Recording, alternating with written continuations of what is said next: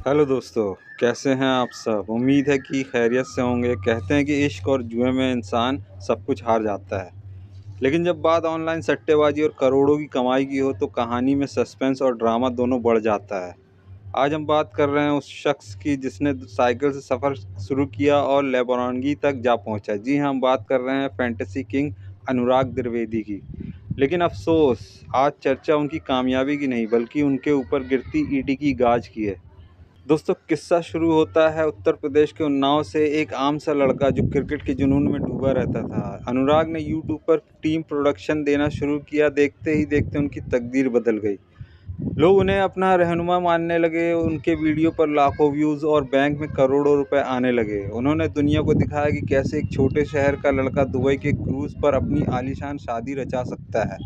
सुभान अल्लाह, क्या रुतबा था, क्या ठाठ थे। मगर साहेब, वक्त हमेशा एक जैसा नहीं रहता। ज़्यादती किसी की भी अच्छी नहीं होती। हाल ही में ईडी यानी प्रवर्तन निदेशालय की नज़र अनुराग के इस साम्राज्य पर पड़ गई। खबर आई है कि लखनऊ और उन्नाव के ठिकानों पर जब छापेमारी हुई तो मंजर देखने लायक था। करीब 4 करोड़ की लेबनान उरूस, मर्सिडीज़ और जाने कितनी ही लग्जरी गाड़ियां अब सरकारी गिरफ्त में हैं। करीब 20 लाख नकद और 3 करोड़ से ज़्यादा की जायदाद फ्रीज कर दी गई। आरोप है कि ये सारी दौलत अवैध ऑनलाइन सट्टेबाजी और मनी लॉन्ड्रिंग के रास्ते से कमाई गई है। यानी जिस पैसे को लोग अपनी मेहनत की कमाई समझकर दांव पर लगा रहे थे, वो शायद किसी और की तिजोरी में भर रहा था। अब आप सोच रहे होंगे कि अनुराग भाई है कहाँ। खबर यह है कि वो हिंदुस्तान की सरजमी से दूर रेगिस्तान के शहर दुबई में पनाह लिए हुए हैं। ईडी ने कई बार उन्हें पैगाम समन भेजा, मगर उन्होंने इसे नज़रअंदाज करना ही बेहतर समझा। कहा जा रहा है कि उनकी हालिया भव्य शादी, जिसमें बॉलीवुड के सितारों ने महफिल सजाई थी, वहीं ईडी की नज़रों में खटक गई। जब खर्चा हद से बढ़ जाए तो हुकूमत सवाल तो पूछेगी ही। आखिर इतना पैसा आया कहाँ से। क्या ये सारा पैसा दुबई की रियल एस्टेट में लगाया गया है? क्या इसमें हवाला का हाथ है? ये सवाल अब अनुराग के पीछे साए की तरह लग गए हैं।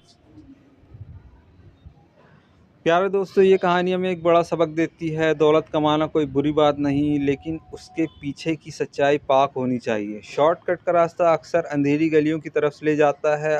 आज अनुराग की लेबनान थाने में खड़ी है और वो खुद मुल्क से बाहर है।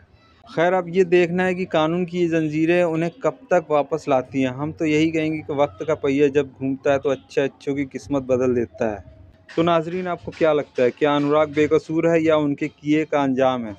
कमेंट सेक्शन में अपनी राय का इजहार ज़रूर कीजिएगा। अगर वीडियो पसंद आई हो तो इसे लाइक करें और हमारे चैनल को सब्सक्राइब करना ना भूलें। उन्नाव के यूट्यूबर अनुराग द्विवेदी इन दिनों ईडी की कार्रवाई के बाद सुर्खियों में हैं। प्रवर्तन निदेशालय ने उन्नाव, लखनऊ और दिल्ली समेत 10 ठिकानों पर छापेमारी कर 3 करोड़ रुपए फ्रीज किए और 4 लग्जरी गाड़ियां जब्त की। दुबई में रियल एस्टेट निवेश, हवाला के जरिए पैसे भेजने और अवैध सट्टेबाजी के आरोप लगाए गए हैं। दुबई में हुई शाही शादी के बाद ये मामला और चर्चा में आया है। इस वक्त एक नाम प्रदेश ही नहीं बल्कि पूरे देश में काफ़ी चर्चाओं में है, और वो नाम है यूट्यूबर अनुराग द्विवेदी का। 26 वर्षीय अनुराग द्विवेदी कभी गांव की पगडंडियों पर साइकिल से चलता था, लेकिन आज वो उन्नाव के एक छोटे से गांव से निकलकर करोड़ों की संपत्ति और कई लग्जरी गाड़ियों का मालिक बन बैठा।